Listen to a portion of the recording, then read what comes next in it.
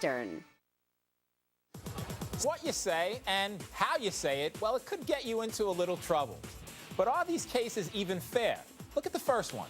A man in Florida says that he wrote a negative review online about an internet router that he purchased. Then he got a 6-page letter from a law firm. There it is right there. And it threatened to sue him on the company's behalf.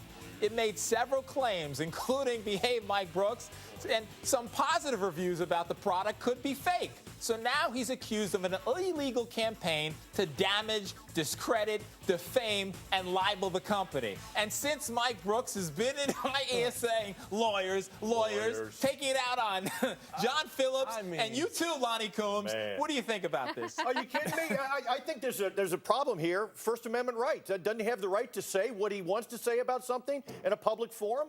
And Lonnie, doesn't he? I mean, listen, he's expressing his views. Yeah, you would think so, and that's exactly what the forum is for. They encourage people to write these reviews. It's kind of a great way for the public to weigh in. However, some lawsuits have been won by people who sued in a situation like this. There was a woman who wrote a negative comment about a negative review about a contractor who did some work for her on Yelp, and he ended up suing her for $750,000 because she not only said that the service was bad, but she accused him of stealing her jewelry. So I think it really depends on the content of the review. But, you know, because sometimes these lawsuits are successful and sometimes they're not. See, and you're that's the taking problem. a risk when you write these reviews. See, that's the problem, Lonnie. Exactly. The successful ones encourage John Phillips' other lawsuits to follow suit. You wouldn't take a case like this. No, absolutely not. I might write that cease and desist letter, but I wouldn't go any further with it. You know, that might be too far.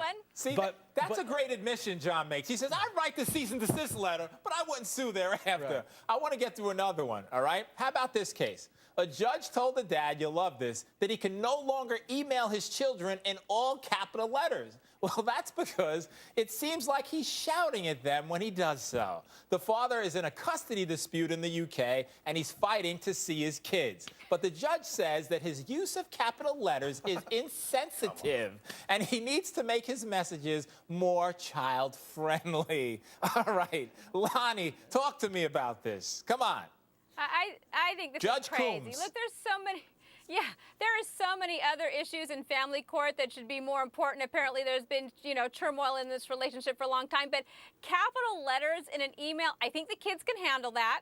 And who knows if he even knew that's supposed to mean you're shouting. Maybe it's just easier for him to read what he's writing when he puts it in capital letters. I don't know. But if the judge is looking for things to really go after, I don't think this is one of them that should merit that much importance. Mike, you got to agree with that, right? Come on, Lonnie's right on point here. OMG. Come on, you kidding me?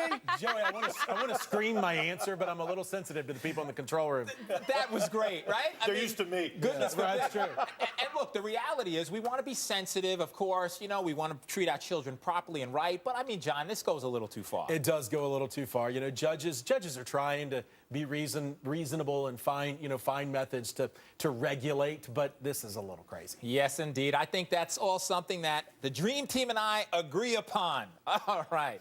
So listen to this coming up. A driver calls himself